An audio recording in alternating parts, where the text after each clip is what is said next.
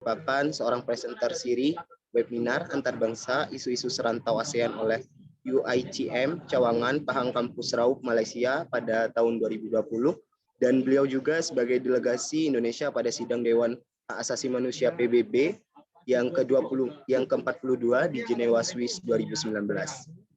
Selain beliau memiliki prestasi yang cukup banyak, beliau juga aktif di beberapa organisasi. Antara lain yang pertama yaitu sebagai anggota HRD Komapres UMY dari Februari 2021 sampai sekarang, dan fasilitator Forum Anak Provinsi Bengkulu dari tahun 2018 sampai sekarang. Dan yang ketiga sebagai fasilitator Green Generation Provinsi Bengkulu dari tahun 2018 sampai sekarang. Selain beliau aktif di beberapa organisasi, beliau juga aktif di beberapa kegiatan webinar yang menjadi moderator dan narasumber. Karena kita sudah kenalan sama Kak Anissa Sophia, di sini saya akan memandu berjalannya acara pada hari ini di webinar What's Make You Beautiful. Selain itu, kegiatan ini memiliki tujuan untuk memberikan pengetahuan dan wawasan kepada teman-teman semua bagaimana menjadi inner beauty itu bukan tentang perihal cantik dari penampilan saja, dari fisik saja, namun kita juga harus tahu bahwa hak asasi manusia itu berkaitan erat dengan inner beauty. Bagaimana cara kita meningkatkan inner beauty yang ada dalam diri kita, itu merupakan cara kita. Sebelum kita memasuki acara selanjutnya, maka ini akan ada dari tim Ines, Kak Erma Hertina, yang akan memberikan sedikit pesan dan kesan. Ines sendiri merupakan sponsor yang mendukung acara webinar pada siang hari ini. Kepada Kak Erma, waktu dan tempat kami persilakan. Baik Kak, sudah dengarkah suara saya? Sudah Kak. Baik, terima kasih. Assalamualaikum warahmatullahi wabarakatuh. Selamat siang ya. Salam sejahtera untuk kita semua. Yang terhormat pemateri webinar diskusi horizontal What Makes You Beautiful hari ini ya. Yang terhormat juga para panitia serta para peserta webinar hari ini ya. Bahagia sekali ya Ines diberikan kesempatan menjadi bagian kegiatan webinar hari ini sebagai sponsor. Perkenalkan, saya Irma sebagai perwakilan dari Ines Kosmetik. Ines adalah brand asli Indonesia ya Kak, yang merupakan produk lokal nih yang berdiri tepatnya 23 tahun yang lalu di Malang, Jawa Timur. Ines merupakan produsen kecantikan kosmetik di mana fokus produksinya meliputi produk perawatan kulit, baik skincare, dekoratif, maupun body care. Untuk kualitas bahan serta pengolahannya sudah teruji secara klinis oleh BPOM dan sudah tersertifikasi halal oleh MUI ya. Jadi jangan ragu-ragu ya untuk pemakaian produk Ines ya di kegiatan sehari-harinya. Ada spesial promo nih Kak yang datangnya dari Deep Cleansing Clay Mask ya, merupakan produk masker nih untuk kulit normal cenderung ke berminyak. Dan ada Brush On Peel Off Mask, merupakan produk masker untuk kulit normal cenderung ke kering. Untuk pemakaiannya bisa sebulan 2 kali aja ya. Nah, ada spesial promo juga yang datangnya dari Ebro Mascara ya, merupakan produk sebagai pengganti pensil alis nih. Nah, untuk pengaplikasiannya bisa ya diaplikasikan di bulu-bulu alisnya aja ya.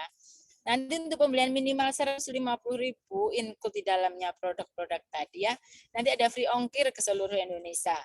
Untuk mekanismenya bisa di screenshot ya Kak, di situ udah ada nomor WA saya. Nanti bisa langsung japri ya ke nomor WA saya tersebut. Nah, bagi para peserta webinar nih ya, yang ingin mengetahui tentang produk-produk Ines, nanti bisa di-download ya di Play Store, Rima Ines. Dan yang ingin berbelanja online ada di e-commerce-nya Ines Official Shop yang ada di Shopee, Lazada, JD.id, Bukalapak, dan masih banyak lagi ya. Nah, ada spesial promo, ada spesial info juga ya Kak, yang bahwa Ines itu sudah tersebar ya di toko-toko offline di seluruh Indonesia ya. Nah, nanti bisa dikunjungi ya untuk toko-toko offline yang di dekat kota Kakak tentunya ya.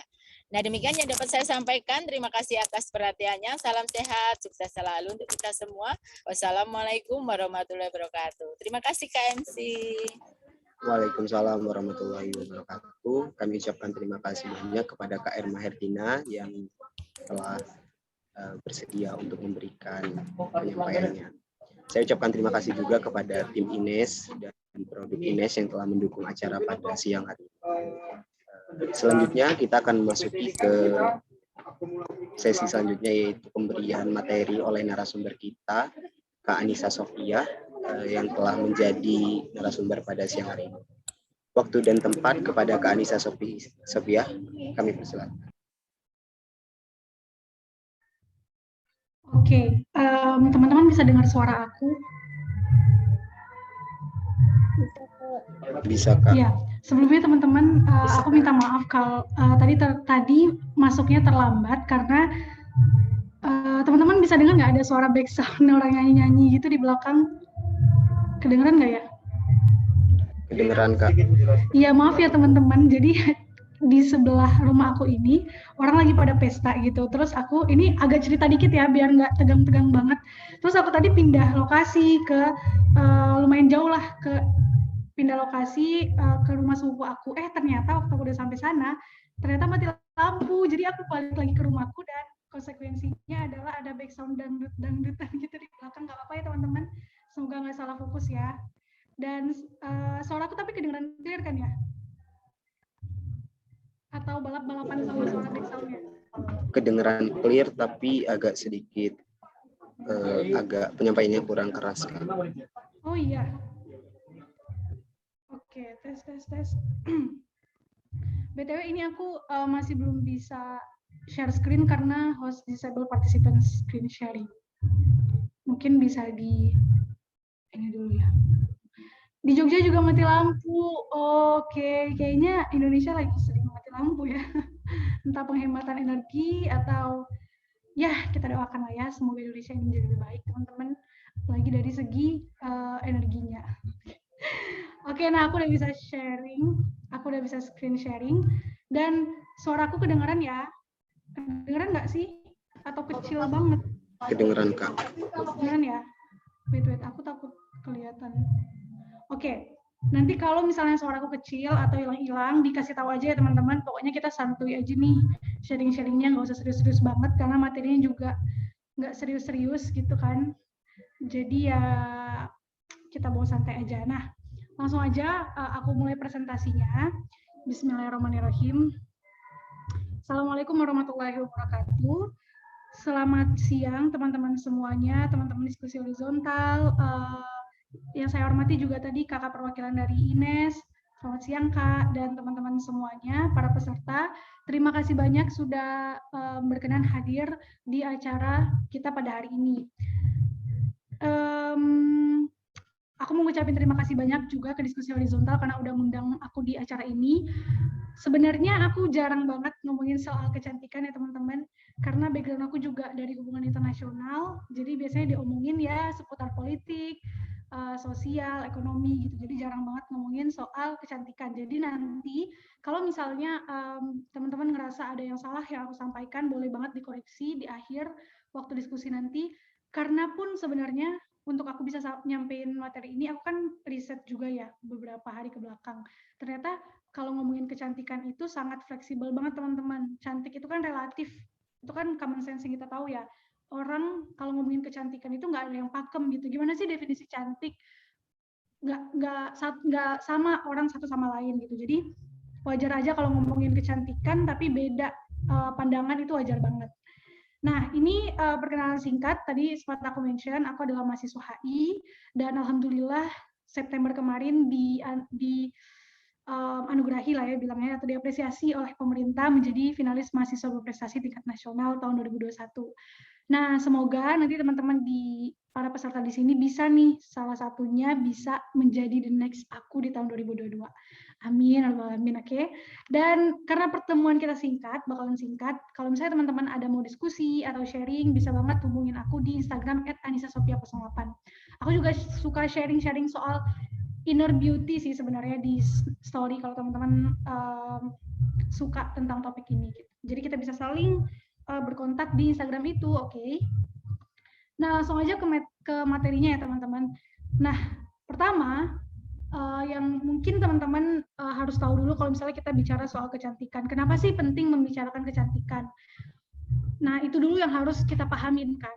Karena menurutku teman-teman, saat ini kita itu hidup pada standar kecantikan fisik di dunia ini gitu. Jadi kayak cantik itu dipandang dari segi fisik aja. Jadi misalnya yang kulitnya putih atau yang hidungnya mancung, yang alisnya tebal, pokoknya yang ke barat-baratan lah kalau Indonesia gitu kan. Nah, cuma lucunya adalah karena relatif ini tadi ya, orang luar malah melihat Indonesia dengan kulit sawo matang, dengan apa ya, kekhasan dan keunikannya orang Indonesia, mereka malah bilang kita lebih cantik dari mereka gitu. Nah, di sini kan terlihat banget kan kalau cantik itu ternyata relatif.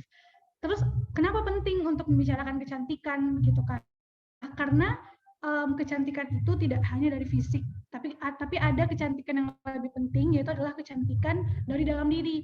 Kenapa penting? Misalnya nih, contohnya teman-teman, kalian ngelihat artis-artis cantik, atau baru-baru ini ya ada seorang artis yang mungkin kalian ngikutin beritanya cantik gitu kan, tapi ketika sikapnya atau ketika karakternya nggak cantik, maksudnya nggak baik, nggak indah gitu, nggak sederhana itu kayak nggak patut lah untuk kita contoh, akhirnya kan kita nggak lagi melihat dia sebagai orang yang cantik kan, gitu kan. Karena misalnya kita ngeliat orang fisiknya cantik, terus habis itu mereka jahat, misalnya mereka nendang hewan, atau mereka melakukan kekerasan ke anak kecil dan lain sebagainya.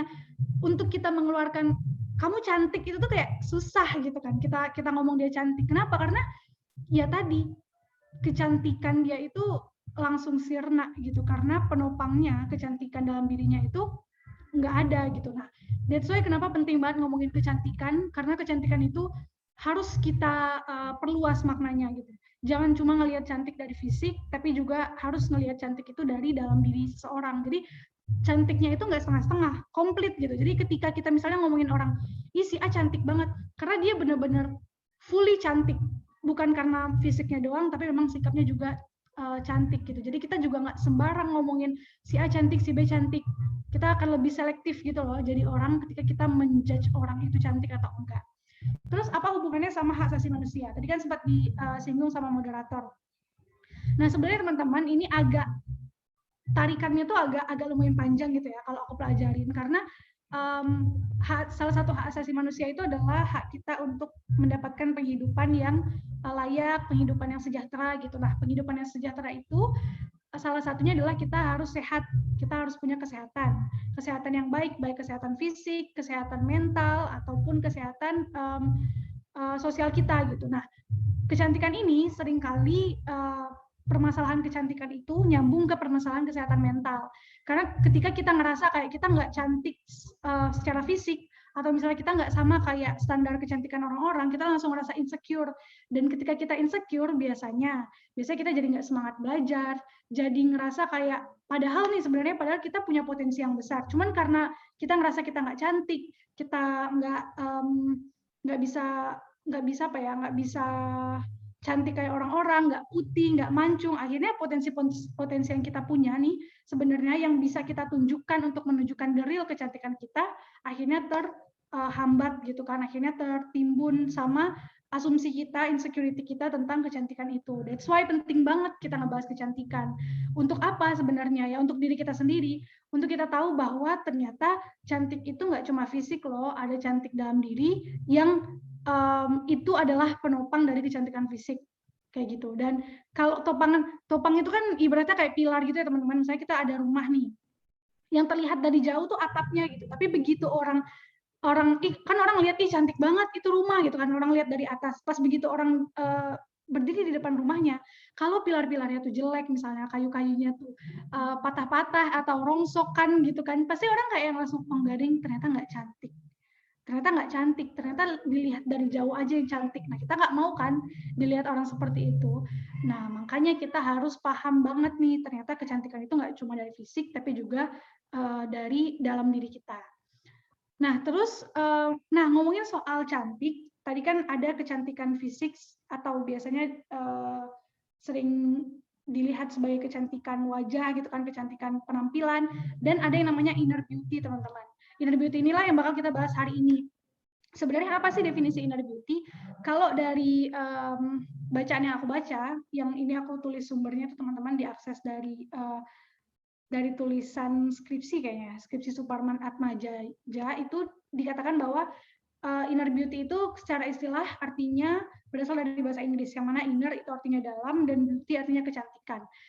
So, secara singkat, inner beauty itu adalah kecantikan dari dalam. Nah, tapi kalimat ini kemudian aku coba untuk tafsirkan lebih jelas gitu, biar mungkin teman-teman bisa punya pemahaman yang sama kayak aku dan nyambung gitu sama penjelasan aku selanjutnya.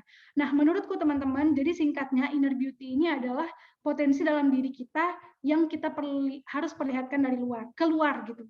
Nah, kenapa kayak gitu? Jadi diasumsikan kayak gini, kalau kecantikan fisik itu kan kita nggak perlu susah-susah memperlihatkan, karena orang kalau ngelihat kita yang langsung kelihatan hidungnya gimana, bibirnya gimana, pipinya gimana, terus alisnya gimana gitu kan. Nah, itu namanya kecantikan fisik secara penampilan gitu. Nah, tapi ada sebuah kecantikan yang dia itu adanya di dalam diri kita. Nah, yang mana orang kan nggak bisa tuh nggak bisa ngelihat kalau kita nggak ngeluarin kecantikan itu, karena letaknya di dalam gitu kan. Nggak mungkin orang terawang, kayaknya kamu cantik deh, dari penerawangan kita yang cuma diam, nggak melakukan apa-apa, nggak menunjukkan dan mengeluarkan kecantikan itu, kan nggak mungkin ya orang ngelihat itu. Nah, itu menurutku yang perlu dipahami oleh semua orang ketika melihat inner beauty. Jadi inner beauty itu dipandang sebuah kecantikan, sebuah potensi yang dimiliki oleh manusia di dalam dirinya dan perlu ditunjukkan. Kenapa? Karena letaknya di dalam gitu. Nah, sekarang pertanyaannya, gimana cara menunjukkannya gitu kan? Nah, akan aku bahas di slide setelahnya. Tapi sebelum itu teman-teman, kenapa sih penting punya inner beauty? Kan kayak tadi, Kak, itu kan letaknya di dalam ya. Ngapain sih kita perlu susah-susah menunjukkannya gitu? Kenapa? Apa pentingnya buat kita? Apa untungnya buat kita? Nah, sebenarnya teman-teman, menurutku punya inner beauty itu penting banget. Kenapa penting? Karena kita dengan adanya inner beauty kita ya, ketika orang misalnya melihat atau mengukur inner beauty kita tuh, oh dia baik, oh inner beauty-nya itu cantik gitu kan. Nah, berarti kita udah berhasil untuk menunjukkan seberapa kerennya potensi yang kita punya. Karena tadi sekali lagi aku ulangin, kayak inner beauty itu letaknya di dalam dan orang nggak bakal tahu kalau kita nggak tunjukkan. Nah, ketika orang sadar inner beauty kita itu apa, berarti kita udah berhasil untuk menunjukkan apa yang ada di dalam diri kita. Iya kan, sederhananya kayak gitu. Nah, tapi teman-teman, inner beauty itu nggak cukup hanya sebatas ditunjukkan. Orang akan mengatakan itu beauty, orang akan mengatakan itu inner beauty kalau itu memberikan pancaran keindahan, kalau itu memberikan manfaat buat orang lain, kalau orang merasakan bahwa kecantikan kalian itu membawa kebermanfaatan buat dirinya, baru dia bilang kayak, kamu inner beauty-nya bagus gitu, ya kan. Nah, jadi itu pentingnya punya inner beauty adalah biar orang tuh tahu gitu loh, apa sih potensi yang kamu punya, dan kamu harus menunjukkan itu lewat inner beauty. Nah, terus pertanyaannya, bagaimana caranya memancarkan inner beauty tadi? Karena kan letaknya di dalam. Gimana orang bisa lihat gitu? Nah, pertama teman-teman, caranya adalah pelajari tentang inner beauty itu. Ini adalah diskusi ini adalah salah satu bentuk kita sedang mempelajari apa itu inner beauty ya. Dan menurutku inner beauty itu nggak bisa dipelajari hanya dalam satu malam dan atau bahkan sebulan, 2 bulan, 3 bulan gitu, enggak. Karena yang namanya inner beauty itu erat banget sama sesuatu yang berganti-ganti gitu ya teman-teman. Karena inner beauty itu adalah value dalam masyarakat, gimana masyarakat itu memandang kecantikan. Jadi pastinya berubah-ubah gitu, tergantung dengan kondisi, tergantung di mana kalian tinggal, tergantung di kondisi apa kalian bertumbuh gitu. Nah, jadi penting banget untuk mempelajari inner beauty. Caranya gimana mempelajari inner beauty ini? Bisa dengan kalian ikut webinar-webinar, atau kalau misalnya kalian muslim, itu kalian bisa ikut kajian-kajian akhlak. Kenapa penting sih gitu kan? Kenapa ini menjadi cara untuk memancarkan inner beauty? Karena teman-teman, ini based on pengalaman aku ya. Jadi kadang kita punya potensi, misalnya kita punya potensi, kita pinter, atau misalnya kita bisa masak, atau misalnya kita apa deh potensi-potensi dalam diri kita yang pengen kita kemas, pengen kita tunjukkan ke orang gitu. Tapi terkadang karena kita nggak bisa menunjukkannya, cara kita menunjukkannya itu annoying, atau kayak, ih kok kayak sombong, kesannya kok kayak sombong, kok kesannya kayak pamer gitu kan. Jadi orang malah nggak nangkep kalau itu sebagai inner beauty. Nah, that's why kita perlu banget mempelajari gimana sih caranya inner beauty ini bisa dikemas, bisa disampaikan kepada orang lain, sehingga orang lain itu mau menerima, bahkan orang lain itu mengapresiasi kita gitu kan. Bahkan orang lain itu terinspirasi sama inner beauty kita. Nah, salah satu caranya ya tadi, kayak kita harus belajar gimana sih cara berakhlak, bagaimana cara kita bersosialisasi dengan orang lain, untuk menyampaikan potensi kita itu. Misalnya dengan menghargai orang lain gitu kan. Karena salah satu hal yang aku dapatkan, salah satu cara yang sering aku lakukan untuk mempelajari inner beauty ini ya dengan dengerin kajian-kajiannya Ustadz Hanan Ataki, kalau misalnya teman-teman muslim ya.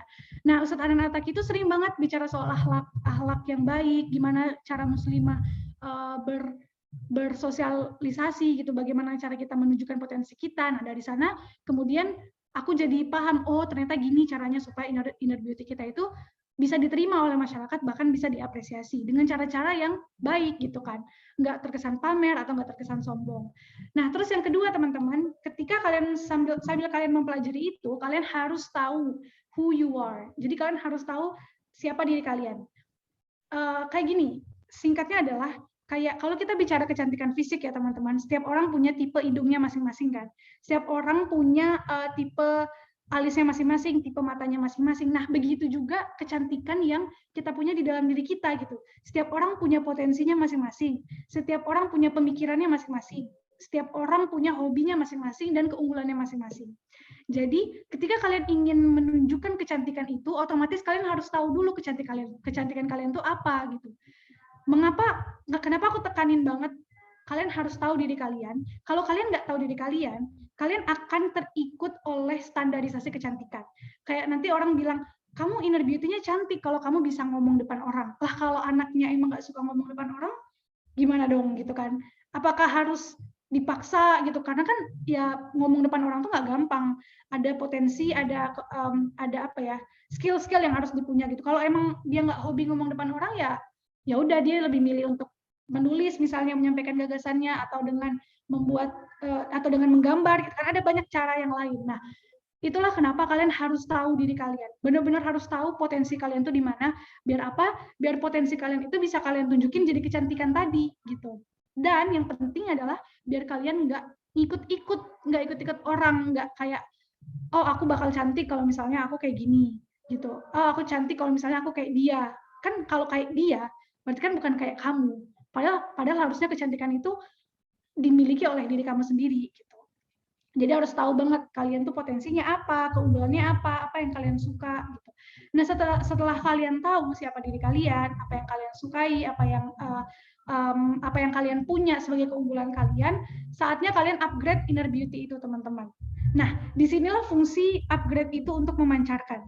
Kenapa? Karena gini, kalau kalian udah tahu nih potensi kalian apa, kalian udah tahu apa yang bisa kalian unggulkan. Ibaratnya tuh kayak kecantikan fisik gitu ya. Misalnya kita misalnya kita mau make up, kan kita tahu nih apa yang perlu kita percantik, apa yang perlu kita poles supaya muka kita ini benar-benar menunjukkan kecantikan gitu, indah dilihat orang. Misalnya, aduh kayaknya alis aku kurang tebal deh, akhirnya ditebalin gitu kan. Terus habis itu, kayaknya bibir aku pucat deh, akhirnya pakai lipstick gitu kan. Nah, kayak gitu-gitu juga teman-teman, apa yang kita punya, potensi yang diri kita punya. Ketika kita udah sadar, kita udah tahu nih, kalau kita punya kemampuan misalnya menulis, atau kita punya kemampuan menggambar gitu. Nah, gimana caranya kita poles? Kita poles ini asumsinya sama kayak kita memoles wajah kita gitu ya. Gimana kita poles keunggulan dalam diri kita ini dengan mengupgrade-nya misalnya dari misalnya dengan kalian ikut pelatihan gitu misalnya, atau bahkan kayak kalau dalam apa ya, dalam sebuah abstrak yang lebih abstrak lagi gitu ya. Misalnya aku, teman-teman, aku mulai ngerasa waktu aku SMA kayak kok aku kayaknya suka ya sama politik, kayak suka gitu sama hal-hal yang berbau pemerintahan, hal-hal yang berbau kebijakan publik gitu. Nah, ketika aku udah tahu who I am gitu kan, siapa who am I gitu kan, kenapa apa yang aku sukain gitu. Nah, akhirnya aku upgrade kemampuan dan keunggulan dan apa yang aku sukain itu ke jurusan hubungan internasional, ke jurusan yang fakultasnya politik gitu. Nah, itu. Tapi kalau misalnya aku nggak tahu tadi, teman-teman, aku jadi ikut-ikutan, kayaknya jadi dokter bakalan kelihatan cantik gitu, bakalan kelihatan keren gitu kan, atau enggak kayaknya jadi apa ya yang keren-keren di masyarakat kita ini, jadi apa gitu kan, jadi apa lagi nih, pekerjaan-pekerjaan yang jadi artis misalnya kan. Nah, padahal sebenarnya aku nggak punya keunggulan di situ, aku nggak punya kemampuan di situ, ya ujung-ujungnya kan kayak kita harus belajar dari awal gitu kan.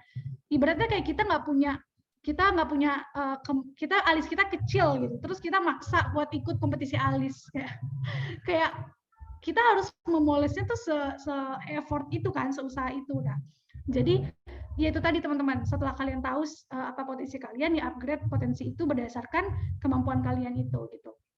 Nah, otomatis teman-teman semakin kalian asah, semakin kalian latihan, kayak kita misalnya latihan rias wajah gitu kan, semakin kita latihan misalnya gimana cara buat alis yang bagus, terus kita cocokin nih kira-kira muka aku nih cocoknya lipstiknya warna apa ya gitu kan, kita eksplorasi di sana gitu, terus akhirnya kan nanti secara nggak langsung kita akan jadi expert di situ, dan secara nggak langsung juga kecantikan kita itu bakal terpancar. Nah, begitu juga inner beauty gitu. Nah, terus selain itu teman-teman, yang penting juga adalah kalian harus berada di lingkungan yang positif.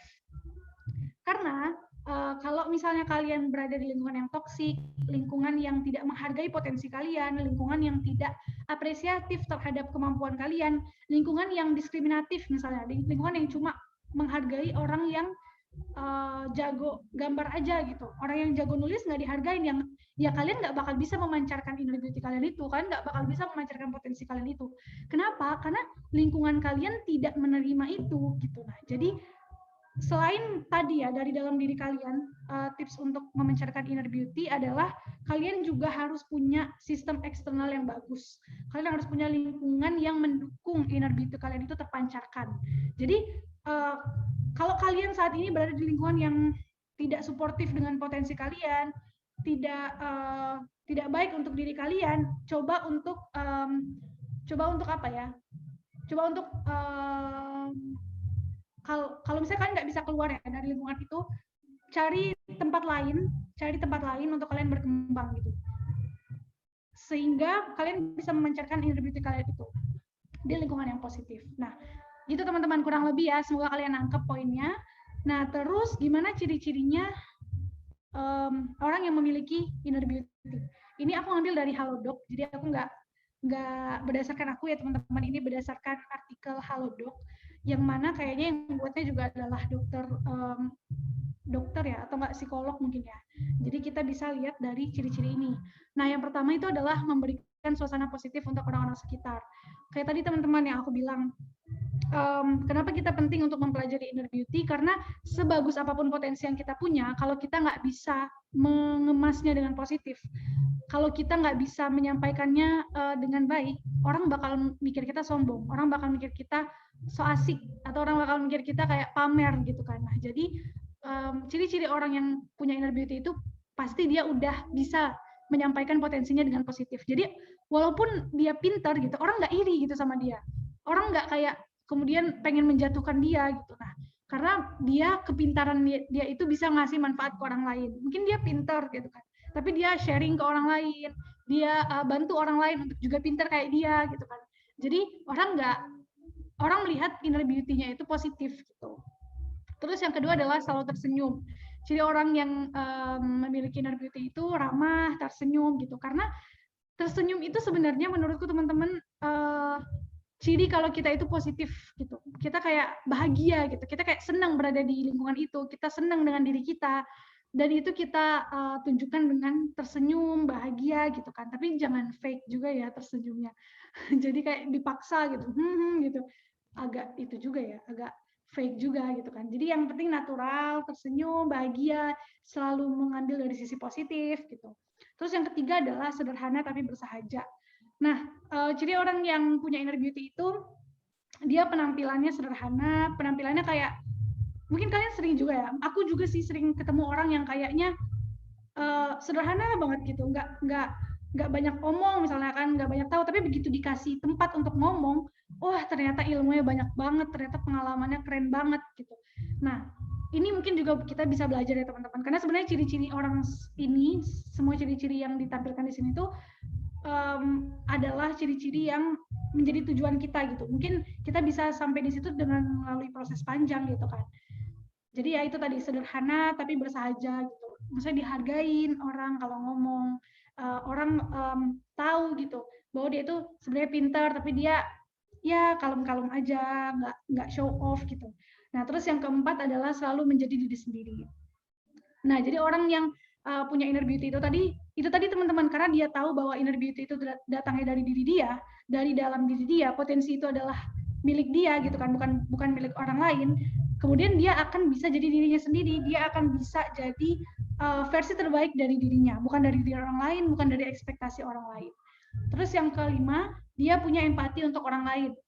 Karena sebenarnya teman-teman, yang bisa memberikan cap inner beauty itu bisa sih diri kita sendiri, cuman orang lain yang akan menilai gitu kan, seberapa baik sih inner beauty kita gitu kan.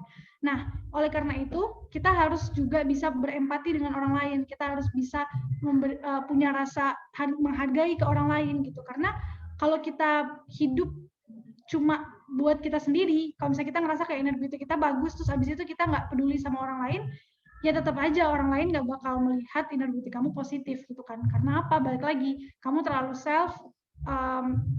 terlalu egois gitu, self-centric dan terlalu pede gitu. Nah, terus yang keenam adalah menerima perbedaan. Karena balik lagi teman-teman, kalau kita bicara inner beauty itu datangnya dari dalam seseorang, dan kalau kita ngomongin seseorang itu pasti beda, setiap orang tuh beda, even orang kembar pun mereka punya jiwa yang beda, mereka punya potensi yang beda, mereka punya keinginan dan keunggulan yang berbeda gitu. Nah, jadi orang yang memiliki inner beauty pasti dia paham itu, dia paham bahwa dia dengan diri orang lain itu berbeda, dia punya positif sendiri, orang lain punya positif sendiri. Jadi apa?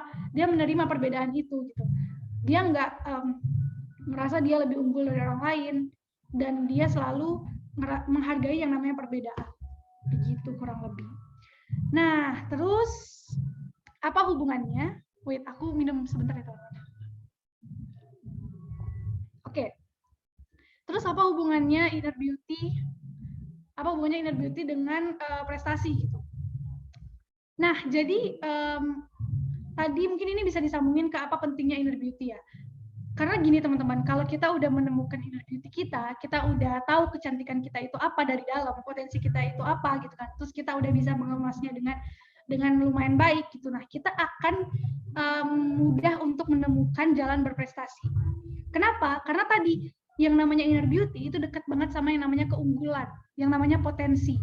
Dan prestasi itu adalah apresiasi orang terhadap potensi kita gitu. Nah, ketika misalnya kita udah tahu potensi kita apa, terus tadi kan kita upgrade potensi kita itu, setelah kita upgrade potensi kita, kemudian kita pelajari gimana cara mengemasnya supaya orang menerima potensi kita itu, akhirnya kan orang jadi apresiasi nih sama potensi kita. Nah, itu akan lebih memudahkan kita untuk bisa berprestasi.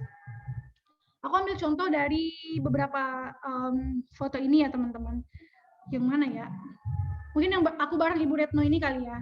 Nah, mungkin kalau ada teman-teman yang belum tahu, jadi foto yang sebelah kiri ini itu adalah aku berfoto sama Ibu Menteri Luar Negeri Republik Indonesia, Ibu Menlu Retno, di acara penganugerahan juara dalam Lomba Hari Perempuan Internasional Kemlu RI tahun 2019. Nah, di sana teman-teman, aku alhamdulillah mendapat juara 1 waktu itu. Kalau misalnya kita tarik dengan inner beauty ya teman-teman. Jadi waktu itu aku mengikuti perlombaan edit video, pembuatan video kreatif untuk memperingati Hari Perempuan Internasional. Nah, waktu itu teman-teman, aku sadar bahwa kayaknya ada sebuah potensi deh yang bisa aku share nih, yang bisa aku gunakan untuk menyuarakan value-value yang baik. Salah satunya adalah kesetaraan gender. Nah, akhirnya ketika aku tahu nih aku punya potensi untuk membuat video, aku buatlah video itu gitu kan. Aku buat sambil aku terus mengupgrade kayak gimana sih aku belajar gimana sih caranya buat video yang baik gitu. Aku nonton YouTube, terus kemudian aku eksplorasi lah gimana orang-orang lain itu bisa menang di perlombaan. Terus akhirnya aku kemas video itu dan aku lombakan. Dan alhamdulillah dari sana teman-teman, karena kita mencoba untuk memaksimalkan potensi yang kita punya, kita upgrade terus gitu kan, akhirnya aku berhasil mendapatkan juara 1. Nah, itulah pentingnya inner beauty tadi teman-teman. Jadi kayak kecantikan itu kemudian bisa memberikan manfaat buat diri kita, terus juga bisa memberikan manfaat buat orang lain. Contohnya apa? Kayak ini ya contohnya. Kak, ini kan kakak juara 1. Itu bukannya manfaatnya buat kakak sendiri ya? Ya paling nggak buat universitas kakak lah gitu. No teman-teman, nggak cuma itu gitu. Soalnya gini, kenapa aku bisa juara 1? Waktu itu aku menyuarakan tentang hak-hak perempuan, tentang kesetaraan gender, tentang apa yang seharusnya perempuan dapatkan supaya mereka bisa memaksimalkan potensinya. Terus aku diskusi lah sama Ibu Retno ini, sama Menlu Retno waktu itu di ruang kerjanya, kayak Ibu, saya punya harapan besar untuk perempuan Indonesia, harusnya perempuan Indonesia itu diberikan fasilitas kayak gini, biar mereka bisa memaksimalkan potensinya. Terus di bidang militer juga, di bidang konflik juga, gitu. Dan alhamdulillahnya teman-teman, saat ini Indonesia itu salah satu fokusnya adalah untuk melibatkan perempuan dalam situasi konflik. Bahkan Indonesia itu menjadi salah satu promotor gitu ya dalam UNSC 1325 yang mana menyuarakan tentang keterlibatan perempuan dalam negosiasi dan resolusi konflik gitu. Dan aku merasa kayaknya ada sih benefitnya dari diskusi aku waktu tahun 2019 kemarin gitu. Nah, begitu teman-teman. Jadi intinya adalah kalian harus tahu potensi kalian, kecantikan yang dari dalam itu adalah berupa potensi, berupa kepribadian, berupa karakter, pola pikir kalian, yang kemudian kalian kemas dengan cara yang baik, dengan cara yang santun, yang bisa diterima orang, yang akhirnya orang apresiasi jadi sebuah prestasi gitu. Oke, kayaknya waktu aku tinggal dikit lagi ya ini. Ada suara bocor. Nah, ini terakhir, ini adalah slide terakhir dari aku teman-teman. Pesan aku untuk teman-teman dan juga untuk aku pribadi, setiap orang punya definisi cantiknya masing-masing. Karena tadi cantik itu relatif, cantik itu berbeda, tiap orang mendefinisikannya. Jadi miliki definisimu sendiri, kamu harus punya definisi cantik sendiri, dan jadilah versi terbaik dari kecantikan yang kamu miliki. Jadilah versi terbaik dari potensi yang kamu miliki, dari apa yang kamu miliki sebagai manusia, sebagai perempuan, sebagai laki-laki, untuk kemudian bisa kamu tunjukkan sebagai kecantikan terbaik versi kamu. Nah, yang penting di sini juga adalah teman-teman, gimana sih maksud dari gimana sih maksud dari miliki definisimu sendiri gitu terhadap kecantikan. Jadi gini, aku punya definisi sendiri terhadap orang cantik. Aku nggak bisa gampang ngomong kayak dia cantik, perempuan itu cantik gitu. Aku nggak segampang itu ngomong orang cantik, karena aku punya indikator sendiri gitu. Menurutku cantik itu adalah yang kayak gini, yang dia bertutur dengan sopan, dia berkarakternya sopan, terus dia juga bisa menjaga penampilannya gitu. Karena kan ada orang yang cantik ya, tapi kayak kumal misalnya, atau misalnya nggak bisa jaga diri lah gitu kan. Nah, itu juga nggak bisa dikatakan cantik. Nah, ketika aku bisa mendefinisikan cantik versi aku akan berusaha untuk menjadi cantik yang seperti itu gitu. Nah, jadi teman-teman, aku dorong juga untuk punya definisi cantik versi kalian, dan harus masukin cantik dari dalam diri juga gitu. Jangan ketika kalian misalnya ditanya, menurut kamu cantik tuh kayak gimana sih? Ya cantik tuh yang hidungnya mancung, putih, terus alisnya tebal gitu. Kalau kalian mendefinisikan cantik kayak gitu juga kalian mau dilihat cantik sama orang gitu. Nah, mau nggak kalian cuma dilihat dari situ doang? Nggak mau kan? Kalian nggak mau kan cuma mau dilihat dari wajah kalian doang, dari penampilan kalian doang. Kalau kalian nggak mau kayak gitu, mulai ubah cara kalian mendefinisikan cantik. Kalau kalian mendefinisikan, menurutku cantik itu ya tadi misalnya yang putih, yang terserah lah kalian mendefinisikan secara fisik, tapi kalian bilang kan, tapi ada tambahan, cantiknya itu nggak cuma dari fisik aja, tapi juga dari sikapnya, dari perilakunya, dari cara dia memperlakukan dirinya sendiri, memperlakukan orang lain. Nah, ketika kalian bisa mendefinisikan cantik dengan versi seperti itu, otomatis kalian akan memperlakukan atau menerapkan kecantikan ke diri kalian itu sesuai dengan definisi itu. Jadi perluas dulu definisi cantik kalian, percantik definisi cantik kalian, biar apa? Biar definisi itu menjadi tujuan juga buat kita mempercantik diri kita, gitu. Oke, mungkin itu saja teman-teman yang bisa aku sampaikan untuk materinya. Aku harap nanti kita bisa diskusi lebih lanjut karena ngomongin soal kecantikan itu juga relatif banget. Semoga bermanfaat teman-teman. Terima kasih banyak atas perhatiannya. Wassalamualaikum warahmatullahi wabarakatuh. Waalaikumsalam warahmatullahi wabarakatuh. Terima kasih kepada Kak Anissa Sofia yang telah memberikan materi pada siang hari ini. Jadi menurut Kak Anissa Sofia, kecantikan itu pada standar kehidupan di Indonesia itu lebih cenderung ke fisik tanpa memperhatikan kecantikan dalam diri. Hal tersebut yang menyebabkan potensi untuk permasalahan yang ada dalam diri kita seperti insecure dan lain sebagainya. Nah, inner beauty ini dipandang sebuah kecantikan dari dalam diri untuk ditunjukkan. Penting karena menunjukkan potensi dalam diri agar bermanfaat untuk orang lain. Ada beberapa cara yang bisa ditunjukkan dalam inner beauty. Yang pertama yaitu mempelajari tentang inner beauty. Bagaimana cara kita untuk mempelajari inner beauty sendiri, yaitu dengan mengikuti webinar, kegiatan-kegiatan yang berkaitan dengan inner beauty. Dan yang kedua, terus yang ketiga, upgrade inner beauty, dan yang keempat, berada di lingkungan positif. Lingkungan positif ini dapat merubah sesuatu yang ada dalam diri kita untuk bisa menjadi lebih baik. Ketika lingkungan kita tidak mendukung untuk kita bisa berubah, berarti kita harus bisa keluar dari lingkungan tersebut. Ada beberapa ciri-ciri yang memiliki inner beauty. Yang pertama, memberikan suasana positif untuk orang sekitar. Dan yang kedua, selalu tersenyum. Dan yang ketiga, sederhana tapi bersahaja. Dan yang keempat, selalu menjadi diri sendiri. Dan yang kelima, memiliki empati untuk orang lain. Dan yang keenam, menerima perbedaan.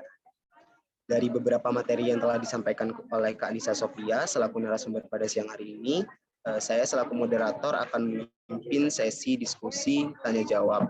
Untuk teman-teman yang punya pertanyaan bisa langsung diajukan dengan raise hand ya. Nanti bisa nih langsung on cam. Oke, ini ada Kak Humairo Salsabila. Waktu dan tempat kami persilahkan. Baik, terima kasih Kak Abdulaziz dan terima kasih Kak Anissa atas ilmunya yang sangat bermanfaat sekali untuk saya khususnya. Saya Humaira Salsabila dari Universitas Pendidikan Indonesia, jurusan Pendidikan Akuntansi. Izin bertanya dan diskusi juga sebenarnya. Kan membahas tentang inner beauty ya. Nah, di sini tuh saya secara pribadi jujur aja mengetahui gitu apa sih beauty dalam diri aku sendiri gitu. Cuman perihal yang tentang menuju prestasinya gitu.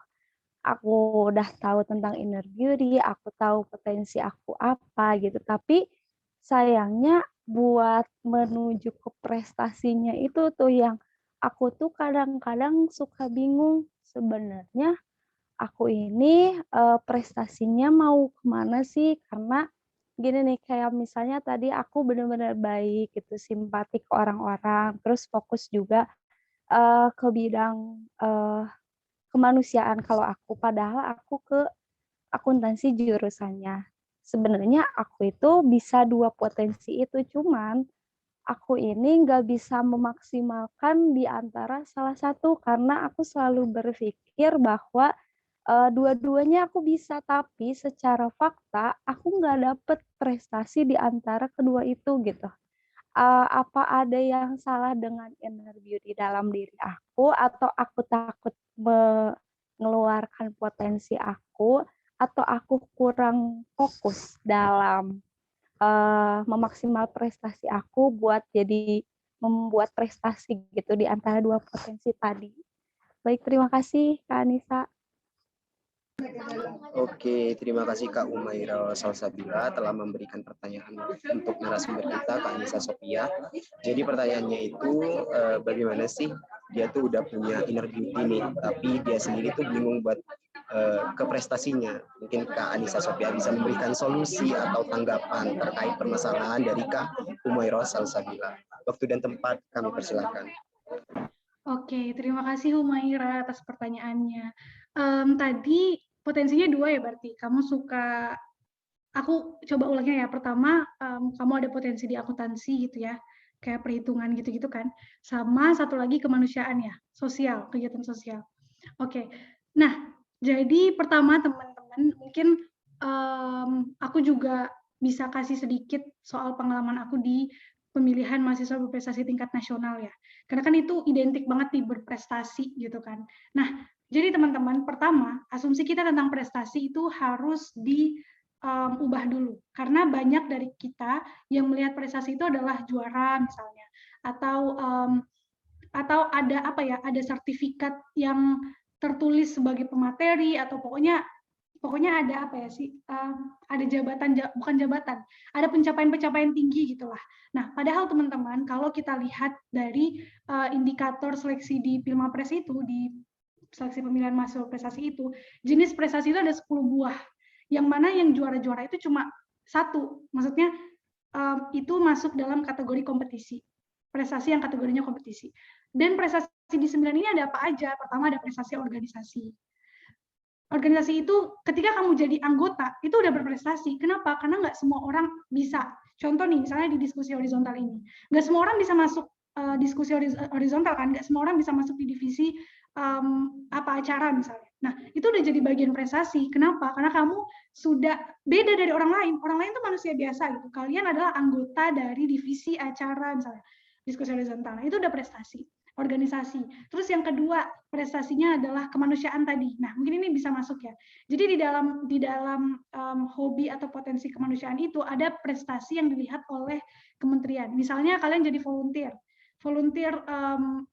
sekarang tuh ada program pejuang muda gitu kan. Terus habis itu biasanya tuh ada BEM-BEM dari bidang sosmas, sosial masyarakat, itu mereka ada ngadain pengabdian masyarakat atau ngadain ngajar-ngajar di TPA. Nah, itu udah jadi prestasi.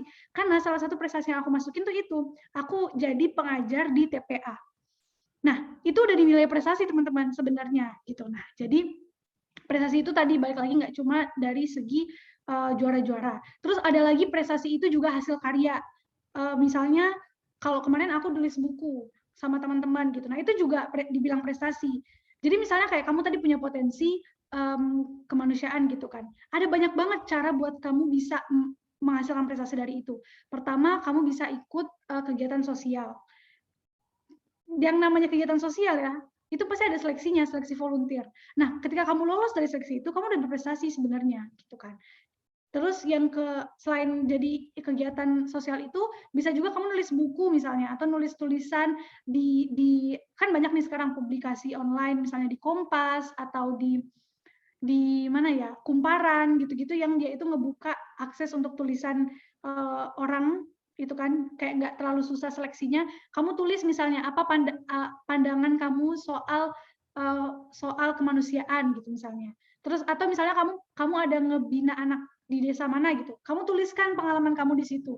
Dan ketika orang baca, terus orang terinspirasi, itu udah prestasi gitu.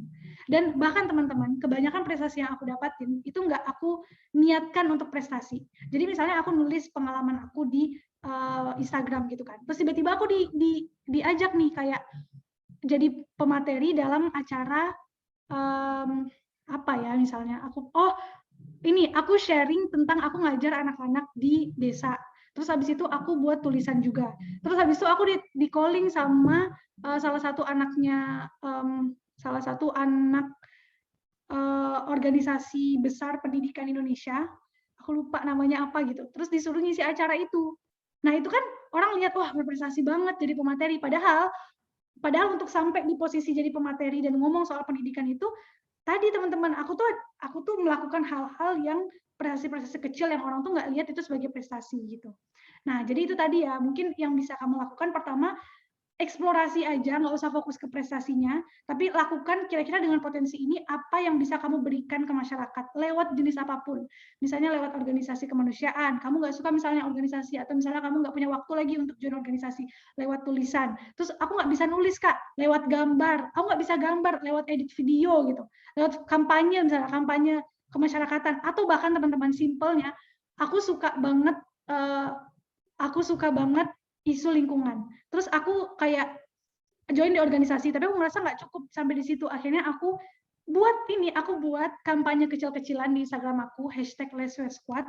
Dan kalian tahu nggak, itu awalnya kan aku nggak berniat nih untuk apa gitu kan, untuk lomba atau enggak. Tapi pas waktu itu, hashtag aku ini kemudian dilihat sama Aqua ya, merek produsen Aqua itu.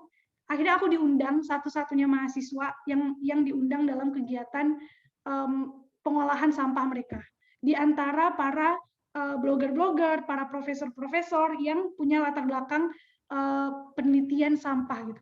So aku padahal cuma pakai hashtag Instagram doang, tapi itu menghantarkan aku kemudian jadi peserta di sana. Bahkan aku jadi juara dalam kompetisi video kreatif mereka gitu. Nah, jadi tadi ya, mungkin gimana caranya potensi itu bisa masuk ke prestasi. Kamu eksplorasi sebanyak-banyaknya, gimana caranya potensi ini bisa bermanfaat buat orang lain. Dan ketika itu memberi manfaat buat orang lain, nah si Aqua tadi ya, kenapa si Aqua tuh akhirnya mengundang aku gitu? Karena mereka merasa bahwa, oh ini anak memberikan manfaat bagi dia. Kenapa? Karena aku memberikan pandangan aku sebagai mahasiswa. sebagai pengguna sosial media gitu. Gimana sih harusnya kita menyelesaikan permasalahan di permasalahan sampah di Indonesia ini? Salah satunya dengan menggunakan hashtag. Kamu bisa share aksi peduli lingkungan kamu pakai hashtag. Biar apa? Biar orang tuh ngeh gitu loh. Kalau itu adalah hal kecil yang bisa kamu lakukan untuk lingkungan. Nah, terus ternyata Aqua merasa, oh ini ada manfaatnya buat orang lain, apalagi buat dia gitu kan, buat perusahaannya dia untuk bisa membumikan gerakan pengelolaan sampah plastik gitu. Nah, akhirnya aku diundang gitu. Jadi intinya adalah cara berprestasi, usahakan potensi kalian itu terus kalian gunakan untuk bermanfaat buat orang lain. Nanti biarkan orang itu aja yang mengapresiasi gitu. Nah, terus tadi kamu bilang ada dua, Kak, aku ada kemanusiaan sama akuntansi. Kira-kira apakah aku kurang fokus atau gimana ya, Kak? Gitu kan, karena nggak kelihatan dua-duanya gitu. Jujur sebenarnya kalau bisa lebih banyak tuh lebih bagus. Karena kenapa? Aku adalah orang yang percaya potensi dimiliki oleh seseorang itu banyak banget, teman-teman. Kita tuh sebenarnya punya potensi yang super banyak gitu. Kadang kita yang mau limitasi diri kita. Kayak aduh kayaknya aku apalagi masih muda ya. Masih muda tuh menurut aku sayang banget untuk misalnya kayak kita masih di umur 20-an itu saatnya eksplorasi, saatnya mencoba banyak hal, tapi kita udah membatasi diri kita, kayaknya di olahraga aja deh. Kayaknya di basket aja deh, atau kayaknya aku di akuntansi aja. Sayang banget. Kenapa? Karena kita punya sumber daya yang lebih, kita punya energi yang lebih, kita punya waktu yang lebih, apalagi misalnya kita belum nikah, tanggung jawab kita tuh masih diri kita sendiri gitu, dan orang tua gitu kan. Ngapain kita harus membatasi diri kita? Dan terlebih, kenapa menurutku penting untuk kamu usahakan lebih memperluas potensi itu gitu, lebih banyakin lagi. Kenapa? Karena gini, setiap orang itu kamu misalnya kamu lihat deh, orang dari jurusan akuntansi di Indonesia ini ada banyak banget. Misalnya ada berapa ribu gitu kan, 20.000 mahasiswa jurusan akuntansi. Nah, jadi kalau orang misalnya mau undang kamu jadi pembicara untuk ngejelasin soal akuntansi, mereka harus milih kamu di antara 20.000 itu gitu. Tapi kalau misalnya kamu punya keunggulan lain, kamu adalah mahasiswa akuntansi yang juga menyuarakan soal kemanusiaan gitu misalnya. Nah, kan orang jadi kayak punya kamu diundang tuh nggak cuma karena kamu jago akuntansi, tapi kamu diundang karena kamu punya pengalaman kemanusiaan gitu. Belum lagi misalnya kamu selain punya pengalaman kemanusiaan, kamu juga pintar olahraga basket gitu. Orang akan semakin semangat untuk undang kamu. Karena apa? Karena di acara akuntansi, kamu tuh nggak cuma membicarakan soal akuntansi, kamu itu akan juga membicarakan tentang kemanusiaan, kamu juga akan membicarakan tentang kesehatan diri kamu lewat olahraga gitu kan. Jadi orang tuh akan apa ya? Orang itu akan dari sekian ribu anak akuntansi, orang akan sangat mudah melihat kamu dan mengambil kamu dan menarik kamu jadi partner mereka, jadi pemateri mereka atau apapun, kalau kamu banyak prestasinya gitu. Karena kayak nggak ada lawan. Sering nggak sih kayak dengar nggak ada banding gitu. Kamu nggak ada banding. Orang mengundang kamu tuh manfaatnya banyak banget. Nggak cuma bicara akuntansi, tapi juga bicara kemanusiaan. Jadi value-nya itu nggak cuma satu gitu. Ya kan, jadi orang-orang yang awalnya tuh nggak tertarik sama isu akuntansi, tapi karena melihat kamu bisa ngomongin soal kemanusiaan, orang jadi daftar ke webinar itu cuma karena pengen dengerin pengalaman kemanusiaan kamu. Tapi kamu juga cerita soal akuntansi, orang juga dapat ilmu akuntansi gitu kan. Nah, kayak gitu sih. Jadi, wow, panjang banget ya jawaban aku. Tapi aku berharap semoga ini menjawab ya, Humaira. Kira-kira menjawab nggak nih? Iya, menjawab banget. Pokoknya aku Okay. bakal explore terus, Kak. Yes, semangat. Jangan melimitasi diri kamu, oke? Ya, sama-sama. Oke, terima kasih ke Kak Anissa Sofia yang telah menjawab pertanyaan dari Kak Humaira Salsabila. Selanjutnya kita akan membacakan pertanyaan dari via chat. Ini ada yang tanya dari Kak Nakeisha. Itu pertanyaannya, tadi kan Kakak bilang ada perempuan yang cantik secara fisik, tapi lama-kelamaan bosan dipandang. Ada yang biasa-biasa aja, tapi semakin lama berinteraksi, semakin menarik inner beauty-nya keluar. Nah, itu bagaimana Kak supaya inner beauty bisa muncul? Terima kasih. Kepada Kak Anissa Sofia, waktu dan tempat kami persilakan. Oke, terima kasih Nakisha pertanyaannya. Pertanyaan menarik ya. Gimana caranya biar muncul? Nah, sebenarnya tadi udah aku jelasin satu slide di penjelasan aku, tapi aku pengen jelasin lebih praktikal aja. Kayak tadi kan, ada orang yang cantik secara fisik, dia bilang kan, tapi lama-lama bosan. Tapi ada yang biasa-biasa aja, tapi pas berinteraksi baru menarik gitu. Nah, berarti kan dia menunjukkan kecantikan inner beauty-nya. Gimana cara memunculkannya? Hai Kak Ica, seru banget. Hai Hesdo, ini kayak Hesdo temenku deh. Oke, aku jadi ke distract. Sorry. Nah, gimana cara memunculkannya? Pertama, teman-teman, cara memunculkannya ya menurutku adalah dengan memiliki kepribadian yang baik. Kalau misalnya dalam Islam itu ya, aku balik lagi dalam Islam. Tapi dalam semua agama menurutku juga mengatakan ini kan soal akhlak atau kepribadian yang baik gitu. Nah, kalau misalnya kita punya kepribadian yang baik, dalam hal ini contohnya gimana sih kepribadian yang baik yang dimaksud? Misalnya gini, misalnya teman-teman punya potensi, atau teman-teman misalnya pernah menjuarai juara satu lomba menggambar internasional misalkan. Terus kalian, tapi orang nggak tahu nih pas pertama kali ketemu kalian, karena itu nggak bisa terpancar dari fisik kalian. Jadi orang nggak bisa baca, oh ini juara satu, nggak mungkin kan, cenayang dia. Nah, gimana caranya kalian bisa menunjukkan inner beauty kalian itu, kemampuan kalian itu, sambil kalian ngobrolin gitu kan, sambil kalian tunjukin. Caranya adalah, ya pertama berkata yang santun gitu, misalnya kayak halo, oh iya, tadi ya teman-teman dari aku baca juga, orang yang punya inner beauty itu salah satu cirinya adalah dia friendly. Dia itu mudah bergaul dengan orang lain. Nah, jadi ketika misalnya nih, kalian ngobrol sama orang, kalian sapa dulu kayak halo, kamu dari mana gitu. Nah, salah satu cirinya juga adalah menurutku kalian jangan egosentris. Jangan ketika kalian bicara sama orang, jangan cuma kalian, tapi libatkan dia. Misalnya kalian pengen cerita, kalian asalnya aku asalnya dari Bengkulu, kamu dari mana gitu. Jangan kayak aku asalnya dari Bengkulu, di Bengkulu ada gitu. Nah, kalian nggak kasih space ke mereka untuk menceritakan juga sebenarnya mereka asalnya dari mana gitu kan. Mereka punya di daerah mereka ada apa aja keunggulannya. Terus kalian sharing nih, oh kalau di daerah kamu kayak gitu, kalau di daerahku kayak gini gitu. Nah, jadi salah satu hal menurutku juga tips untuk memunculkan inner beauty itu adalah sharing. Jadi menghargai lawan bicara kalian, menghargai kepada siapa kalian sharing gitu. Kalau kalian, mungkin simpelnya gini teman-teman, kalau aku yang ngobrol sama orang ya, misalnya aku udah menceritakan tentang daerahku, kayak auto langsung keinget, aku belum tahu tentang daerahnya dia. So aku tanya, kamu gimana kalau daerah kamu gitu. Nah, jadi orang ini mulai ngerasa dihargai gitu loh, dihargai kalau dia tuh keberadaannya tuh ada, dihargai bahwa asalnya dia itu sama pentingnya untuk diobrolkan sama asalnya aku gitu. Nah, setelah itu teman-teman, setelah mereka merasa dihargai, mereka merasa nyaman untuk ngobrol sama kita, sharing sama kita, karena kita selalu minta pendapat mereka kan, kita selalu minta mereka cerita dari sisi mereka, gitu. Mungkin inner beauty kalian bakalan kelihatan, karena dari obrolan itu, dari cara kalian menjelaskan, dari cara kalian berpendapat, orang bakalan bisa tahu, oh anak ini melihat permasalahan ini tuh dengan pandangan seperti ini, gitu. Jadi mulai orang bisa menilai inner beauty kalian. Itu sih menurutku ya. Jadi intinya mungkin dari dua cara. Yang pertama adalah be friendly, mudah bergaul, mudah menyapa, mudah tersenyum. Kayak tadi kan contohnya. Setelah itu hargai orang lain. Jadi ngomong itu dua arah. Ngomong itu melibatkan dia seperti kamu pengen dilibatkan. Gitu.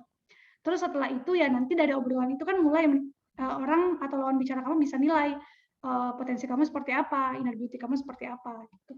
Tapi sebenarnya nggak usah terlalu fokus ke penilaian orang juga sih teman-teman. Fokus aja ke kasih versi terbaik dari diri kamu. Gitu. Karena balik lagi tadi, bisa jadi si A menurut aku biasa aja inner beauty-nya. Tapi menurut mamaku misalkan, si A ini keren banget gitu. Nah, begitu berlakunya pada calon menantu ya. Ini, iya nggak sih? Kalian pernah nggak sih dengar kayak, apa ya, orang gitu kan, saya kayak ibunya tuh ngebet banget, kamu sama dia aja gitu. Padahal menurut kita biasa aja tuh dia. Nah, berarti inner beauty-nya itu sampai pada ibunya kita gitu, tapi tidak sampai pada kita gitu kan. Nah, jadi tadi sebenarnya inner beauty orang itu juga ditangkapnya beda-beda. Yang penting adalah gimana kamu bisa kasih yang terbaik dari inner beauty kamu. Kamu tunjukin bahwa itu adalah diri kamu. Begitulah saya, begitulah adanya saya, begitulah potensi saya. Gitu. Begitu, semoga menjawab ya. Siapa tadi tuh yang nanya namanya? Nakeisha, semoga menjawab. Baik, terima kasih ke Kak Nisa Sofia yang telah menjawab pertanyaan dari Kak Nakeisha. Mungkin ada lagi pertanyaan dari teman-teman.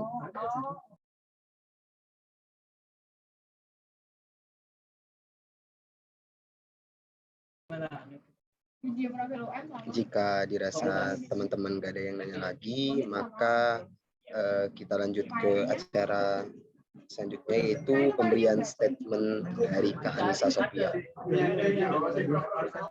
Waktu dan tempat kami persilakan. Oke. Last statement ya, closing statement. Sebelumnya aku mau ucapin terima kasih banyak lagi tadi ke pertanyaan teman-teman.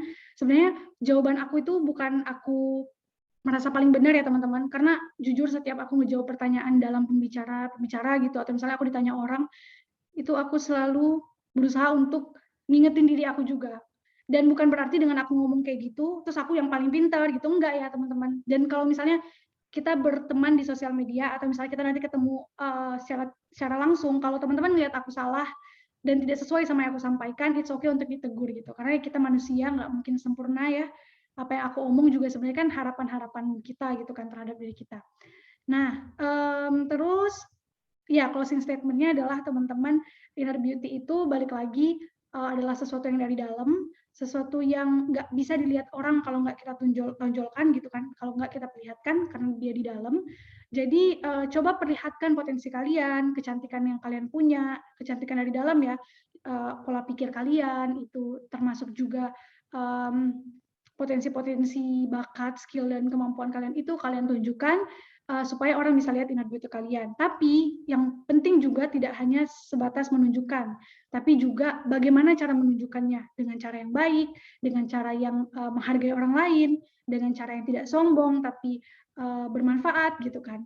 Nah, dengan begitu nanti orang akan mengapresiasi kalian. Oh ya, satu lagi, prestasi itu nggak usah dipaksakan untuk dicari banget gitu. Maksudnya kayak, oh aku mau berprestasi, aku harus bisa jadi orang berprestasi, aku harus menang ini itu. Kalau mindset aku ya teman-teman, kalian mungkin bisa punya mindset yang berbeda. Prestasi itu adalah bentuk apresiasi orang. Kita nggak mungkin kan dapat juara satu itu klaim sendiri. Pasti juara satu itu dari mana? Dari dinas apa gitu kan? Dari kementerian apa? Juara satu dari siapa penyelenggaranya? Berarti dari pihak lain kan?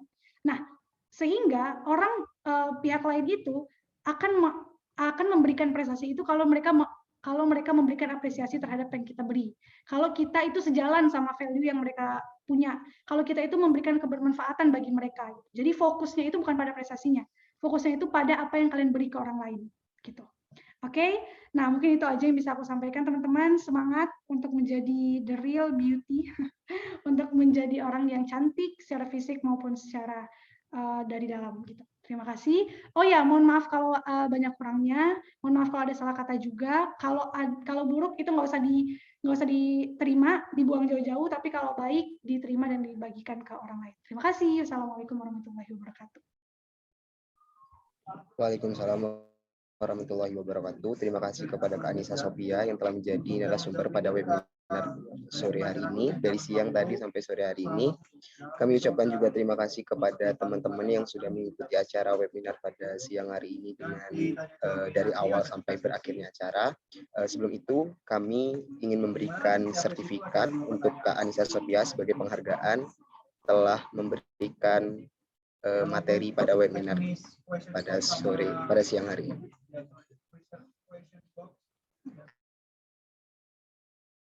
Nah, ini dia sertifikat yang diberikan kepada Kak Anissa Sophia sebagai narasumber pada webinar siang hari ini.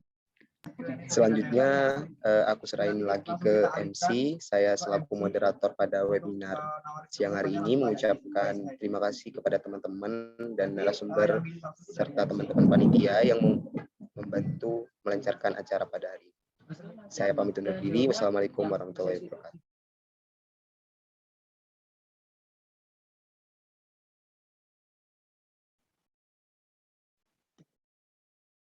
Yang selanjutnya yaitu sesi dokumentasi. Untuk Kak Nabila, bisa ditampilkan lagi sekali sertifikatnya. Oke.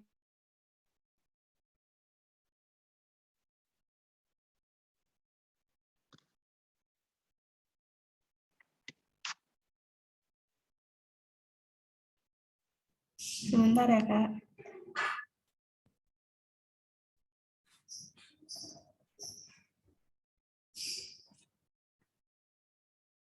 Kak Nisa boleh siap dulu, Kak, mau difoto sama sertifikatnya.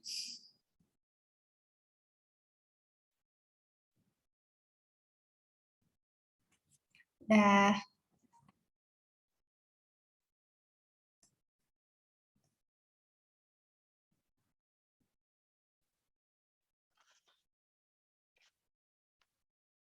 Alhamdulillah, kita sudah sampai di penghujung acara.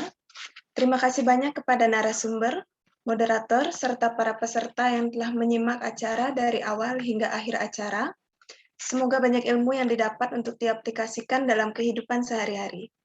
Saya mewakili panitia yang bertugas menyampaikan mohon maaf atas salah kata dan perbuatan, baik yang disengaja maupun tidak disengaja. Sekian dari saya, terima kasih dan wassalamualaikum warahmatullahi wabarakatuh. Waalaikumsalam Waalaikumsalam. warahmatullahi wabarakatuh. Warahmatullah.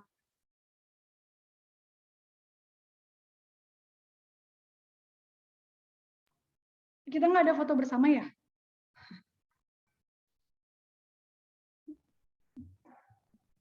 Oh iya, lupa Kak. Ada teman-teman yang masih di dalam boleh bisa nyalain itunya ya, videonya. Nyalain dong teman-teman, nanti kalau kita bertemu di jalan bisa saling sapa, kalau aku masih ingat. Atau kalau kalian ketemu aku juga bisa saling sapa. Boleh, boleh. Ntar kalau aku ke Jogja, semoga ketemu ya Kak. Amin. Kamu dari mana emang? Di mana sekarang? Di Tangerang Kak, cuman keluargaku di Jogja. Punya ibuku orang Jogja. Oh, di universitas mana kuliahnya? Aku di Tangerang kuliahnya. Oh, oke. Oke. Wow, keren ya diskusi horizontal ekspansi anggotanya seluruh Indonesia. Teman-teman boleh on cam dulu ya. Aku mau foto. Ya. Hitung ya. 1, 2, 3. Sudah. Oke. Makasih Oke. Anissa. Iya, ini aku boleh keluar ya berarti? Boleh. Oke, terima kasih teman-teman. Sampai berjumpa.